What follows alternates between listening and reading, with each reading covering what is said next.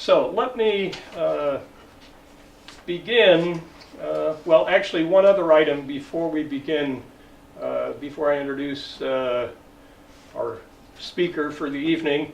Our next few programs here, March 29th, here in this location, Richard Feigl is going to be speaking about New York State's first road, the Kings Highway, Route 9, a road through time, he's calling it. And then we will not have a program in April. We had planned and we had publicized our next program as being on April 26th. However, because of a conflict in this room, we're moving that to Friday, May 3rd. And that's going to be when he is not operating the camera or serving as president of our organization or running the planning board here in the village. David Miller is putting together, he's going to be doing the presentation on the Schultz family history. Schultz family of Rhinebeck played a very important role, and David's doing that presentation. It's Friday, May 3rd. No program in the month of April here. And then our next program is just a couple weeks later on May 17th. Many of you may remember that we had a program scheduled in December with Tony Musso. Tony unfortunately wasn't able to make it, and we have rescheduled that with him for May 17th. And that's going to be Hidden Treasures of the Hudson Valley, Volume 3. So let me now, I appreciate your patience, appreciate your patience, especially Don. It's rare that we have a, we're here in the Mary Fraser room. My name is Mike Fraser, and I'm introducing Don Fraser. Don is his official title is educator at the Staatsburg State Historic Site. He came to that position some 20 years ago through some happenstance encounter with a person I mentioned a few moments ago from the County Historical Society, who at the time was at the Mills, what was then called the Mills Mansion, and that's Melody Moore. And it, in effect, is Don's second career. He spoke here, by the way, and I know there are a few of you, more than a few of you, who were here at that program on the World War I as the end of the Gilded Age. And if there weren't enough scandals at that point, we'll hear more about those this evening. So Don, I'm really delighted. All of us are really happy to have you here this evening and to hear about the Gilded Age Scandals. Thank you, Mike.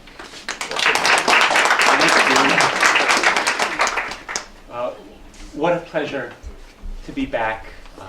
I love going out and doing the talk, but doing it here in the neighborhood and seeing so many familiar faces, old friends, a few people who are not yet bored by listening to me. And I want to thank Mike for mentioning Melody. If you'll indulge me for a second, I wouldn't be standing here if it weren't for Melody. Melody rescued me when I was desperately trying to get out of a career in social services and took me under her wing, taught me what I needed to know about historic preservation, and she said, you're not going anywhere. There are jobs opening up, there's a generation of managers retiring, and you can stay in historic preservation. And that was some 20 years ago. And also delightful to see Lenny Miller, who is to this day a legend in local historic preservation. When people see things that they can't believe happen, how was that fixed? Who designed that brilliant thing? The answer is often Lenny Miller. And it continues into the second generation. Lenny's son, Lenny Miller Jr., just rescued us from a potential disaster at Staatsburg, a historic preservation disaster, a very bad idea about how to fix something. Lenny said, we're not doing that, and he figured out a better way. So very glad to see Melody and Lenny here. I'm sure that most of you have been to the Mills Mansion, Staatsburg State Historic Site. That's where I work. And if you come to the mansion, we give a great tour that tells you about the Mills family and the history of the house. In recent years, we've tried to change it up a little bit. We want to give you a reason to come back. So we've started to do special tours that tell the story in a different way. Every spring, for example, we do a Titanic tour. The Millses had tickets for the Titanic. And we talk about the remarkable similarity between the rooms in the Titanic and the rooms at Statsburg. If you want to see what the inside of the Titanic looked like, I'll take you through the mansion and show you photos of the Titanic, and you realize that the rooms are very similar. And of course in the tour we talk about Ruth's cousin who was lost on the Titanic, Rhinebeck's own John Jacob Astor. And we do a Downton Abbey tour where we compare what people saw on the popular TV show Downton Abbey to what happened at Mills Mansion, which was sort of like the American Downton Abbey. And every summer I do a Gilded Age Scandals tour, and I'll give you a little flavor of the tours. Not quite the same as walking around that beautiful mansion, but here in the comfort of your seats, you won't have to walk around, and I'll tell you a little bit about the tour. Well, in the Gilded Age, in that period of American history from about the end of the American Civil War in 1865 to about the beginning of World War I in 1914, in the Gilded Age, all that glittered, most assuredly, was not gold. It was Mark Twain, the great cynic of the time, who first called it the Gilded Age. I think he was saying, it's not a golden age. It's a Gilded Age. There's just a thin veneer of gold. Like when you look at a gilded picture frame, it looks like solid gold, but if you scratch underneath, it's just wood. And I think Mark Twain was saying, look underneath. Look past the very real accomplishments of the Gilded Age, the building of the Transcontinental Railroad, America emerging as a world power, all the wonderful inventions that were coming out of Thomas Edison's laboratory. But look underneath, said Mark Twain. It all looks so good from the outside. What's underneath? And if you looked underneath, you saw millions of Americans living in conditions of unspeakably squalid poverty. And you saw a culture of political corruption that stank to the high heavens. And you saw a fair amount of very naughty behavior among the rich and famous. Now, I hasten to say that the people who lived at Statsburg, Ruth Livingston Mills and her husband Ogden Mills, were models of good behavior. No hint of scandal ever touched their name. Their children loved them. They gave lots of money to charity. They loved dogs. Ruth Mills lived up to that ideal that women like her were taught in finishing school. They were taught one should have one's name in the newspaper only when one is born, when one is married, and when one dies. At no other time. And Ruth Mills largely adhered to that. Her friends, nah, not so much so. Which is a good thing, because if her friends hadn't got their names in the newspaper, I wouldn't have any good scandals to tell you tonight. King Edward set the tone. His mother, Queen Victoria, was famous for saying, "We are not amused." But King Edward liked his amusement. He liked to have his fun. He was not the first royal figure alleged to have had an affair, but maybe nobody since Henry VIII went at it with such gusto. In the course of his life, Edward was rumored to have had some 56 relationships outside of his marriage. Now, I want you to imagine for a minute that you are the Gilded Age elite. You are friends of Ruth Livingston Mills. You would be invited to Statsburg, and I trust there will be no scandals here under that austere gaze of Ruth Livingston Mills. You'll all be on your best behavior. Ruth Mills grew up at Statsburg. When she grew up there in the 1850s and 1860s, was a 25-room mansion built by her great-grandfather, the former governor of New York. But you know, Ruth Mills, Ruth wanted to be the queen of society. When you want to be the queen, 25 rooms, it's just not enough.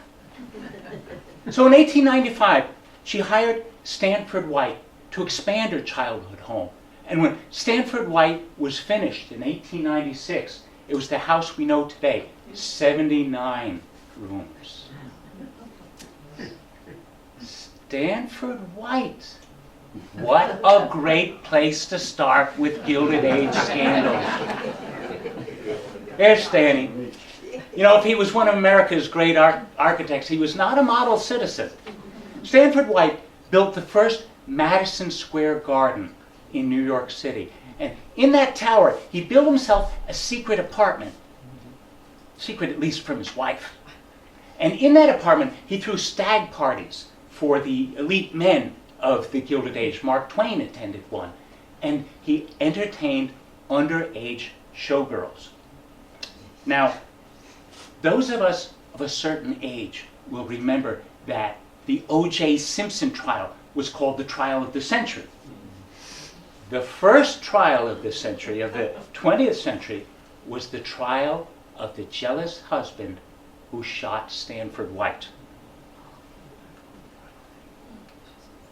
There it is. Harry Thaw kills Stanford White on roof garden. Harry Thaw was a Pittsburgh millionaire who married the beautiful Evelyn Nesbit. And Evelyn Nesbit told her husband that when she was a 16-year-old showgirl in New York City, Stanford White had invited her to that apartment in Madison Square Garden. And she said he drugged her. When she awoke, she was in bed with Stanford White. In the Gilded Age, in Gilded Age parlance, you would say she was a ruined woman. Now, Harry Thaw could not get over the story that his wife told him about what had happened when she was 16. Harry Thaw was an unbalanced young man. You could even say he was cracked. And Harry Thaw began to stalk Stanford White. And he caught up with him at Madison Square Garden, at that same building that Stanford White had designed. At Madison Square Garden, there was a rooftop cafe where people would take in a show. And this is a photograph of that rooftop cafe at Madison Square Garden. And Stanford White was sitting, taking in a show in a crowd like this. Harry Thaw walked up to him and shot him in the face and killed him. Right in the middle of the crowd. Harry Thaw was arrested immediately. He pled not guilty by reason of insanity. He was incarcerated in an institution for the mentally insane right down Route 9 in a place called Mattawan, which is now one of the prisons in Beacon. Well, there, Harry Thaw lived in luxury. There he is dining with fine linen and crystal. The family limo used to come and take him on weekend outings. And in the days since I've been doing this tour, I have twice had people from Fishkill attend the tour and say, our parents told us about that limo. You know, imagine at the turn of the century, a big limo driving around Fishkill. It'd have to catch your attention, right? And the family money eventually got him sprung from Mattawan, and the family money just barely kept him ahead of the law for the rest of his life. Now, shall we go in the mansion and see what Stanford White did for Ruth Mills? Let's start with Ruth Mills' fabulous bedroom. It's one of the great rooms in the Hudson Valley. And in Melody Moore's tenure at Mills, that room went from being a magnificent ruin. It went through a 4-year restoration to bring it back to the room that Ruth Mills would have known. One of the great rooms, I think, in the Hudson Valley. And I deliberately used this picture. Notice the Vogue at the bottom corner there from the Italian edition of Vogue. Now, restoration of the room is a great story, but I'm not here to tell you nice stories. I'm here to tell you that all that glitters isn't gold. Looking at the bedroom might bring thoughts of wedded bliss in the Gilded Age, but not if you had the misfortune to be married to this gentleman. That was Harry Lair. Harry Thaw is the guy who shot Stanford White. This is Harry Lair. Harry Lair was celebrated as the court jester of the Gilded Age. He was a very funny and witty man, and when he was a young man, some of the most influential society hostesses took him in under their wing. If he came to the party was a guaranteed success. Edith Gould, Robert Baron J. Gould down Tarrytown, his daughter-in-law was Edith Gould. Edith Gould said of Harry Lair, "You can't give a party without him. He goes everywhere, though he has no money of his own. The men don't seem to like him." Harry Lair, as a young man, he's climbing society's ladder. He has wit, he has charm, he has society connections, he has everything he needs except money. Enter Elizabeth Drexel. As a young woman, she was heiress to the fabulous Drexel banking fortune. And as a young woman, sadly too, she was a young widow. Her first husband died when they were in their 20s. Rich, lonely, vulnerable. Harry Lair turned on a charm offensive, and he won her heart. And they got married. This is the wedding picture. This is the day they were married. Now, they got married, and they went off on their honeymoon. They went to the honeymoon hotel, some fancy hotel, and in the style of the day, they had adjoining suites. It's the same thing you'll see at Mills Mansion, where you see that Ruth Mills has a room and Ogden Mills has a room next to it. So in the honeymoon hotel, Harry Lair and his new wife, Elizabeth Drexel Lair, had adjoining suites. It's going to be their first night together as a married couple. Elizabeth wants everything to be perfect.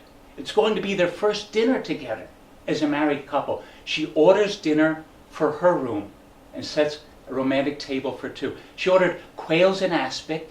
It was Harry's favorite meal. She ordered his favorite brand of champagne. She decorated her room with sheaves of crimson roses. It's Harry's favorite flower. And at that little table set for two, she laid on Harry's plate the wedding gift that she had personally bought for her new husband, a beautiful gold and enameled pocket watch. She put the watch down on Harry's plate, and she sat down and waited for Harry to come in.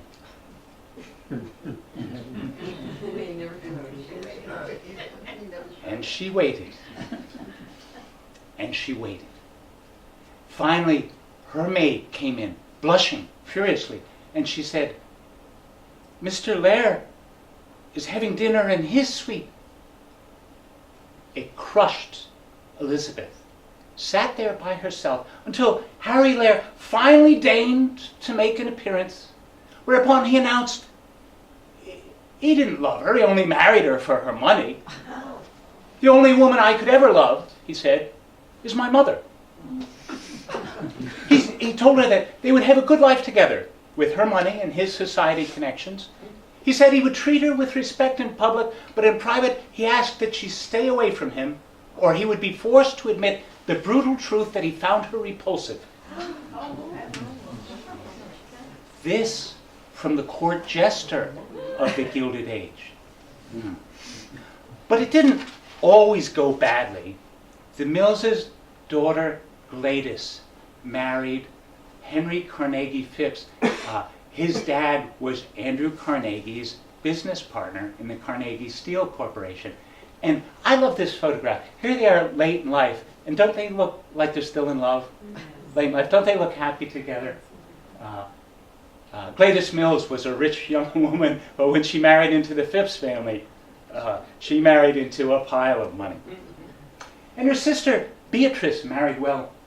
Also, Beatrice married King Edward's Master of Horse, and became Lady Granard, and moved to a castle in Ireland. It was a phenomenon in the Gilded Age. Dozens and dozens of American heiresses married into European aristocracy. The social climbing heiresses got a title, and the caste-starved aristocrats got an infusion of cash. Now, of all the social climbers, nobody topped this formidable-looking lady. That was Alva Vanderbilt. Alva Vanderbilt forced her unwilling daughter Consuelo to marry the Duke of Marlborough. All right, Mrs. Mills, your daughter married an earl and became Lady so-and-so. Very nice. My daughter is the Duchess of Marlborough. Now, I've heard that in England, the royal family lives in palaces. The Archbishop of Canterbury, the head of the Church of England, lives in a palace. And the Duke of Marlborough lives in a palace. That's it. Well, the Duke of Marlborough needed money to fix up the Palace of Blenheim. He married into the Vanderbilts, and she came with a dowry. $3.1 million of Vanderbilt Railroad stock came with her. The Duke's father had married an American heiress. The Duke's uncle married an American heiress named Jenny Jerome. Here she is with her two sons. Right? And who's that famous one? Yeah, there's half American Winston Churchill. He was son of one of those, what they called the dollar princesses. Yeah. Now, we move on from the bedroom suite to the Mills's beautiful drawing room.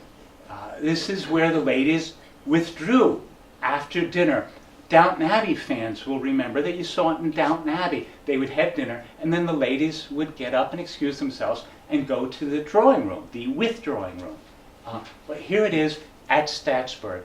Now, once the ladies left, the gentlemen might stay at the dining room table and light up the cigars. With the ladies gone, the gentlemen would be free to talk about business or politics, which would not be polite dinner conversation. That would not be allowed at dinner. When the ladies go to the drawing room for their after-dinner drink and their tea and coffee, they might still be restricted by Gilded Age mores, by Gilded Age ideas of what's proper for ladies to talk about in the drawing room. So again, ladies might be taught this in finishing school, that in the drawing room perhaps you'll discuss debutantes and dressmakers. Except for this lovely lady, Alice Roosevelt, President Teddy Roosevelt's eldest daughter. She was good friends with the Millses' twin daughters, and we know she was a visitor at Statsburg. Princess Alice, they called her. She was a live wire. She was a pistol. A famous eccentric. The newspapers loved her. She was great copy. She used to travel with her pet snake, a little green snake she called Emily Spinach. Now, maybe if you're the new maid at Statsburg, maybe they give you the job of unpacking Alice Roosevelt's bags. Alice Roosevelt. Later in life, she became a famous Washington hostess. Anybody know her famous expression when she was a hostess? She used to say, "If you can't say anything nice about people, come and sit by me." And Teddy Roosevelt used to say, "I can be President of the United States or I can control Alice. I cannot do both." Now, when Teddy was president, Princess Alice fell in love with a young congressman, Nick Longworth from Ohio, and they got married. This was a Washington power marriage at its best. President's daughter marries up-and-coming young congressman. He would eventually go on to be Speaker of the House. Oh, but I'm not here to tell you nice stories. I'm here to tell you that all that glitters isn't gold. It looks so good on the outside. Well, Nick and Alice had a daughter. It was an open secret in Washington that Nick was not actually the father of the daughter. Senator William Borah of Idaho was the father of the daughter. Alice, with her twisted sense of humor, had threatened to name her daughter Deborah, Deborah of Bora. She named her Pauline. Nick himself was famous for his affairs. A woman wrote about an experience she had in the Gilded Age. She said she was at a Washington party, and she went upstairs to use the bathroom. And she opened the bathroom door, and Nick was in the bathroom, and Nick was not alone in the bathroom. But this isn't the kind of proper conversation we should be having in the drawing room. I'm surprised at you. Let's move on. Now, when you come into Statsburg, if you come through the front door, you come to a magnificent reception hall. The front door is just off the right of this picture. Ruth Mills is putting on the dog here. She is telling you that she is an American aristocrat, and when you walk into that reception hall, you are seeing the same signature elements that you would see if you walked into a European aristocrat's house. So there's the grand staircase where the ladies will make their entrance, and you see the Belgian tapestry on the wall, and were we looking behind the photographer, we would see the opposite wall lined with Ruth Mills' ancestral portraits.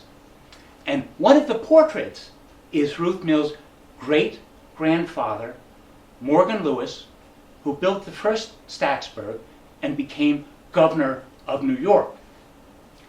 Now, when Ruth Mills expanded her house in 1895, another former governor of New York was president of the United States.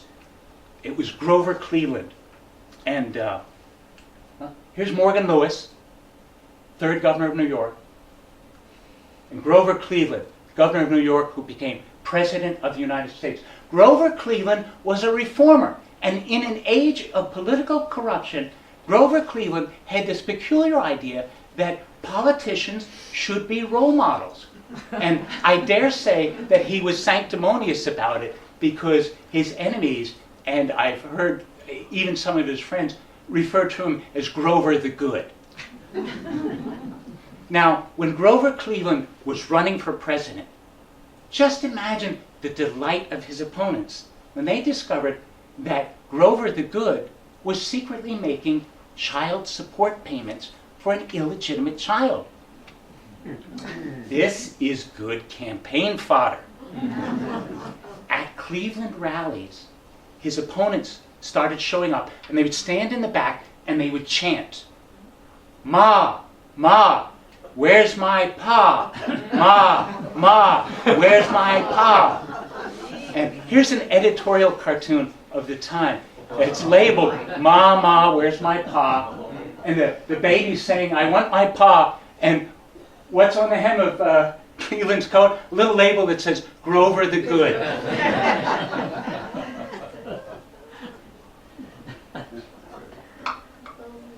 Well, Cleveland met with his advisors, and he said, "We're going to tell the truth." And the truth was that Cleveland, who was an unmarried man, had had an affair with an unmarried woman, and she had a baby. Now, at the time, she was involved with several men, and no one was sure who the father was. But of the men she was involved with, Grover Cleveland was the only unmarried man, and he said he would take responsibility. He would make the child support payments. I guess the married men would have had trouble explaining to their wives what they were writing the check for. Now, interestingly, the public, believe it or not, seemed to like hearing the truth, and Grover Cleveland was elected president of the United States. Think about it for a minute. A politician is caught in a sex scandal. He takes responsibility and he tells the truth. I don't know about you, but this doesn't sound familiar to me. Mark Twain used to say, "We have the best government that money can buy." Now, from the main hall, we take tours upstairs, and we show bedrooms upstairs, beautiful bedrooms throughout the house. And the bedrooms that we show upstairs are bedrooms for unmarried ladies. The deal was that there were separate sections for the house guests to stay in. The unmarried ladies stayed in one place, the unmarried gentlemen stayed far away, and the married couple stayed in yet another place. And that's the way it worked, at least in theory. But, adultery was like an Olympic sport for the Gilded Age. I don't think Ruth Mills would put up with any nonsense, but that was not always the case. Now, if you were a hostess with a lot of pull in England, King Edward might come to your country house party. That's very high status. You want the king to be happy. So if King Edward is going to come to your house party, you might also invite Mrs. Alice Keppel. And you won't be inviting the Queen, and you won't be inviting Mr. Keppel. And if you're a good hostess, you might see that Mrs. Keppel has a room right next to the king. Now, the English were far more broad-minded than puritanical Americans. And at the end of King Edward's life, when he lay dying in Buckingham Palace, Mrs. Keppel was allowed to come to Buckingham Palace to say goodbye to the king. But there's a limit even to English broad-mindedness. At one country house party in England, everybody went to bed, the lights went out, and then there was the customary scurrying around in the dark. Everybody's going to make their, what's the word, assignation, they're going to meet their dates. So one of these gentlemen went down the dark hallway, found the room of the woman he was having an affair with, and he quietly went into the room, and he jumped in bed with her. Oops, wrong room. He jumped in bed with the Bishop of England. And the bishop was not amused. After that, hostesses in the know put the guests' names on the door. There was a house in England called West Dean. And at West Dean, the policy was that the maids brought you breakfast in bed at 7 a.m. They'd bring up tea at 7 a.m. At 6 a.m., a bell was rung, informally known as the change beds bell. So when the maids came at 7 o'clock, middle-class morality was protected. The maids would not be shocked. Everybody's back where they belong. Now, in Downton Abbey, in the TV series Downton Abbey, they mentioned West Dean. They didn't explain it. It was just a quick mention. And boy, was my head swelled, because I'd done this research, and I knew what they were talking about. One of the daughters says to the other daughter, "Is it true about West Dean?"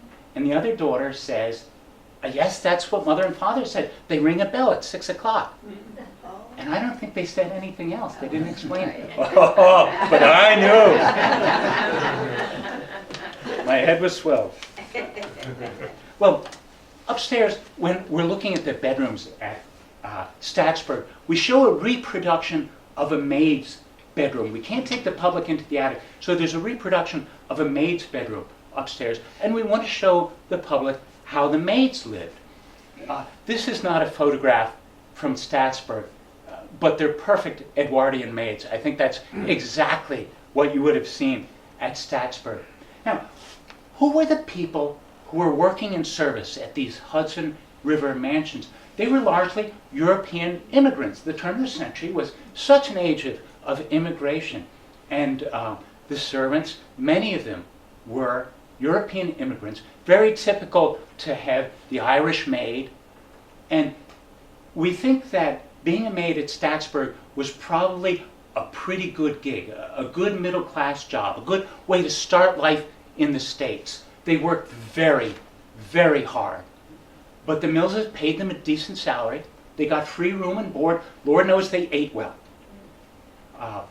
Pick an Irish name. Katie O'Sullivan comes over from Ireland, working at the Millses. She's off to a good start in the States. Far better than if she has a sister living in a tenement in the Lower East Side. And let's hope that this sister does not get a job at the Triangle Shirtwaist Factory, where the owners locked the seamstresses in. And when that building caught fire,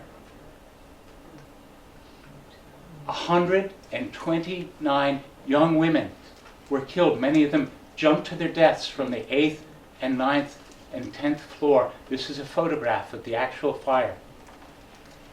Now, 2 years later, 2 years after the Triangle Shirtwaist Factory, the owners were caught doing it again, locking in their seamstresses. But this time they were arrested, they went to court, and they had the book thrown at them.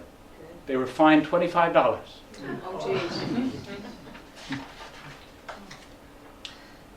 Now, we bring the tour downstairs, and as we walk downstairs, we walk back through the main hall. We're on the way to the dining room. And in the main hall, we pass a beautiful, large fireplace. Well, everything brings me to a story.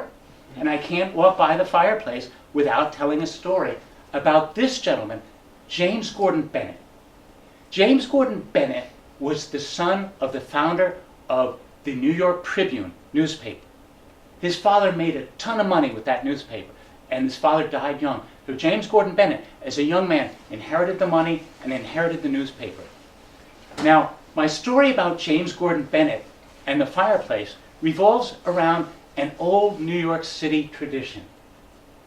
In old New York, on Fifth Avenue, there was a New Year's Day tradition. And the title of this etching is New Year's Day on Fifth Avenue. There was a tradition among the Fifth Avenue millionaires, and here's how it worked. On New Year's Day, you'd have open house, and you would go from house to house on Fifth Avenue in your carriage, and you would pay your New Year's respects to all your neighbors. You'd come in, you'd say hello, you'd have a warming drink in front of the fireplace. You see the fireplace here in the etching. Have a warming drink in front of the fireplace, wish everyone a Happy New Year, get back in your carriage, go on to the next mansion, and repeat the performance.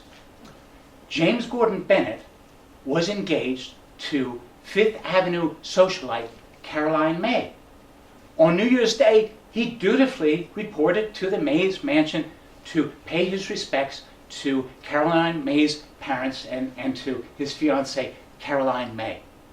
Now, unfortunately, he had probably paid a few too many calls before he got to the May mansion.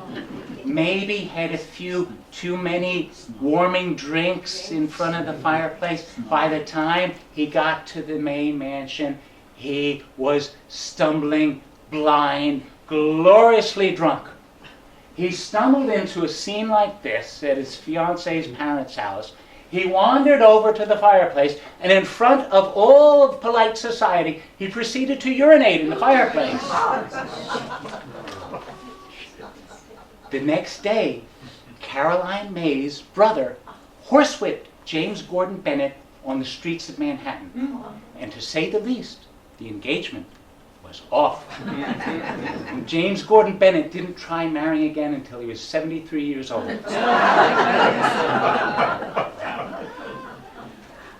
Now, off we go to the Millses' fabulous dining room. Here it is decorated for Christmas. And we can't keep up with this kind of thing all year round, but at Christmas, we try to do a decoration in the style that you would have seen in the Gilded Age. You know, with their head gardeners, they could do this all the time.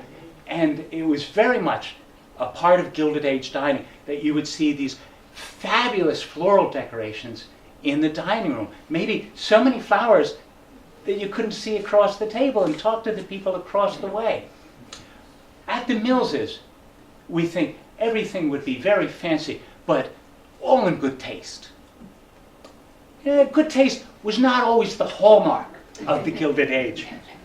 There's a gentleman named C.K.G. Billings, who was a great horseman, a great horse fancier. He built himself new stables in Manhattan. He was so happy with how they came out, he threw a party for all his best friends at Sherry's.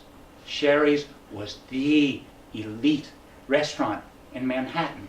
And here's a photograph of the dinner, the actual dinner that Billings threw for his friend at Sherry's. Dinner was held in Sherry's ballroom on the second floor.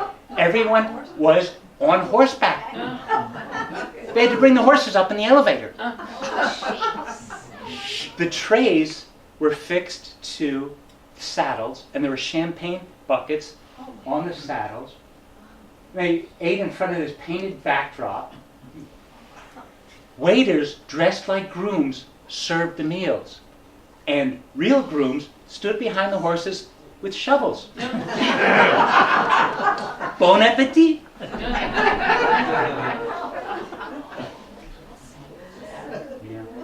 Now, not always in good taste. This is Mamie Fish. She was a famous hostess in the Gilded Age. She was one of Ruth Mill's rivals to be the next queen of society.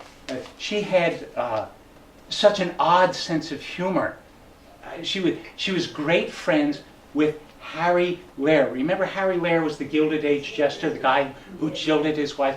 And they were always coming up with these crazy ideas. So one idea they had was a society dinner at the Lehr's house. High society was invited to the Lehr's house to meet a European aristocrat on his first trip to the United States, Prince del Drago. And word went out, you like him. Don't give him too much to drink or he'll be wild. Whoa, now everybody wants to meet Prince del Drago. Right? So everybody comes to the Lehr's house for dinner. And Mamie was there because she was the co-author of the plot. Right? So everybody's all at Twitter. Imagine it's probably 8 o'clock. They're wondering when the guest of honor is going to arrive. Oh, I can't wait to meet Prince del Drago. You won't give him too much. Well, I might give him a little something to drink. So 8 o'clock comes. The butler announces, Prince del Drago!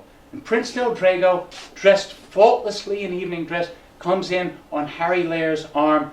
Prince del Drago was a chimpanzee. As the guest of honor, he sat on Mrs. Lehr's right. Mrs. Lehr was the hostess. Mrs. Lehr commented afterwards that she'd met many European princes, and compared to the ones she'd met, Prince del Drago's manners were actually quite good.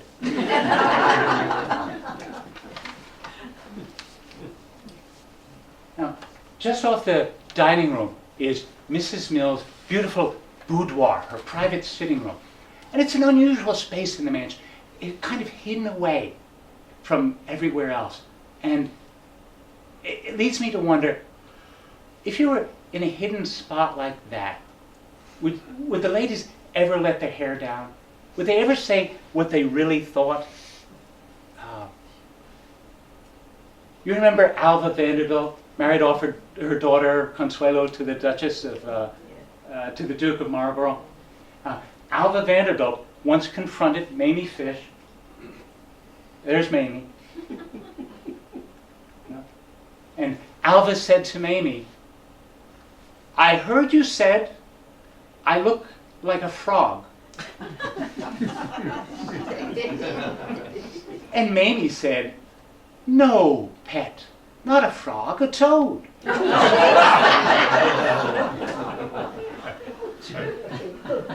When I was researching to make the Gilded Age Scandals tour, I ran across this photo, and I was so happy when I saw this photo. I loved it because some of my principal suspects are in this photo. There's Mamie Fish is sitting down there at the end, and you see the tall gentleman with the walrus mustache. That's Stanford White. And when I first discovered the photograph said that the man sitting on the ground there was Harry Lehr, the Gilded Age jester. But with a little more research, I found out it wasn't actually Harry Lehr. So I owe you another picture of Harry Lehr. There's Harry. The Gilded Age jester. Eh? Just an old kidder, that Harry. Well, we take the tour downstairs to the servants' area downstairs and into our unrestored servants' hall, which we hope someday will be restored, and you'll see it as the servants saw it. But I use it as an excuse to talk about how the other half lived. The footmen lived in the basement. These doorways that you see were bedrooms for the footmen. Again, this is not a photograph from Statsburg, but it's just our period, Gilded Age footmen. But I used the downstairs as an excuse to say, well, while the Millses and their friends were living in these wonderful mansions, How are other people living? Documentary photographers were going into the slums and taking pictures. People like Jacob Riis, and they were taking pictures of how other people were living while Mrs. Mills was living in a fabulous mansion.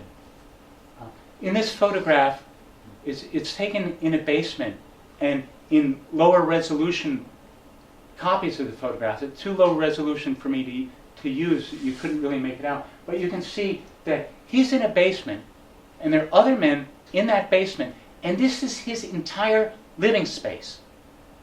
He's on 2 barrels, on a board, and a mattress. And that is his home. Not the whole basement. Those 2 barrels and that mattress, that is his home. Here is a photograph of a tenement in New York City. And every time I look at the picture, I see another pair of feet. How many people are crowded into this room?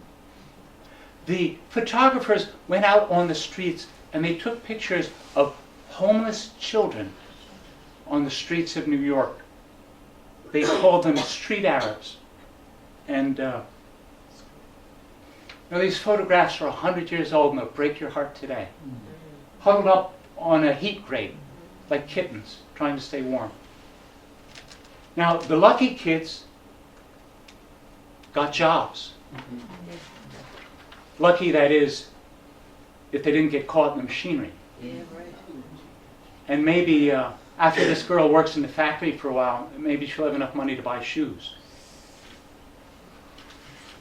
Well, when I was writing up the tour for the first time, I got to this point and I thought, I can't end the tour here. I can't leave people on this note. I need a cheerful scandal to send people away with. And I was researching, and wouldn't you know it, I found a Cinderella story. And when I found it, I said, this is the story to end Gilded Age Scandals with. The story of the maid who married the millionaire. It takes place in Newport at the Pembroke Jones mansion. And the story was told by Mrs. Harry Lair, the poor woman, Elizabeth Drexel Lair, who got jilted by Harry Lair. She wrote a memoir of her experiences in the Gilded Age. And in her memoir, she tells this story. It's a story about a woman named Mary Lilly. Mrs. Drexel never quite comes out and says it, but she implies very strongly that Mary Lilly was a lady's maid. And Mrs. Lair says that Mary Lilly lived upstairs in the Pembroke Jones mansion where she sewed. Mrs. Lair said she was, Mary Lilly was mousy, quiet, never married. She just sewed all day upstairs in the mansion. Sometimes there'd be a ball at the Pembroke Jones house, and maybe Mary Lilly would peer over the banister. And maybe Mrs. Jones is wearing a gown that Mary Lilly has worked on. And she's peering down the banister at a life she'll never know. One day, at the Pembroke Jones mansion, Henry Flagler came to visit. Mrs. Lair calls him Poor Henry. Poor Henry was John D. Rockefeller's business partner in Standard Oil. Poor Henry built the railroad to a sleepy village called Miami, and then on to Key West. But Mrs. Lair says when he came for lunch, he was in his mid-70s, he was divorced, he was disillusioned with life. He didn't want to go to any fancy parties, maybe just some quiet lunches with friends. And he comes to the Pembroke Jones mansion for lunch. And Mary Lilly was at lunch. So they had a pleasant lunch. They got up to walk in the garden after lunch, and Flagler says to Mrs. Jones, "Will Mary Lilly be joining us?" And with some surprise she said, "No, Henry, Mary Lilly has too much sewing to do." So they go off and walk in the garden. Well, Flagler comes back the next day for lunch. Mary Lilly isn't there. He doesn't say anything about it. And they have a pleasant lunch. Flagler gets up to go at the end of lunch, and, a button has come loose on my coat. I wonder if someone could sew it for me. Well, certainly, Henry. Mary Lilly. Flagler and Mary Lily were alone only long enough for her to sew the button. Did seem to take a little time to sew the button. The next day, Mary Lily came to Mrs. Jones and she said, "Mr. Flagler and I are to be married. He loves me and I love him." A shocked but charmed Mrs. Jones said to Mrs. Laird, the woman who's telling the story, "I moved her out of the servants' quarters, I gave her a room of her own, I signed her a footman, I sent the yacht to New York for gowns and jewels." And now Mary Lily, who used to peer over the banister at a life she'd never known, well, now Mary Lily can get pretty much any damn thing she wants because she is going to become one of the wealthiest women in the United States of America. And here's the happy couple, Mary Lily and Henry Flagler, arriving at Key West, January 22nd, 1912. Wow. And you know, if our Cinderella didn't exactly get Prince Charming, well, she didn't get a young Prince. He's a handsome older guy, right? She didn't get a young Prince Charming. She did get the castle. Oh. That's what Henry Flagler built for Mary Lily in West Palm Beach. And you can go, and maybe some of you have. It's the Flagler Museum in West Palm. Anybody been there? Yeah? Well, when I found this story, I was so happy. I said, "Oh, I found the perfect story to end the tour on. Oh, it's perfect. Why don't I just leave it alone?" But no. I had to do more research. 15 minutes on the internet. And I discovered there was a whole backstory to the Flagler Mary Lily story that contained every element of scandal that I've talked about tonight, from political corruption to bribery to adultery to alleged murder. And I said, "Oh no, I've lost my best story." And then I thought, no, wait, I can still use it. Because doesn't it make the point that I try to make the whole time? It looked so good on the outside. And with that, I'll end and remind you, not all that glitters is gold. Thank you so much.